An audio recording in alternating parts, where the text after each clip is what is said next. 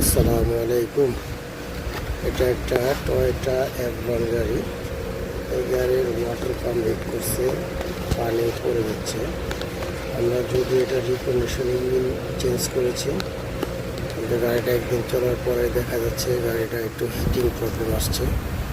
আমরা চেক করে দেখলাম যে এটা পানি লিক করতেছে ওয়াটার পাম্প দিয়ে।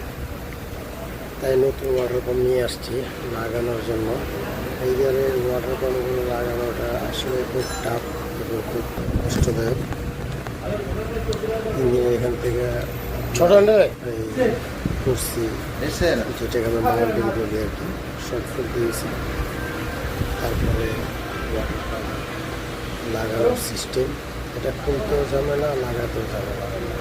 কারণ ওয়াটার পাম্পটা বড় তো যাক, আলহামদুলিল্লাহ কাজ তো কাজই, কষ্ট হলেও করতে হবে।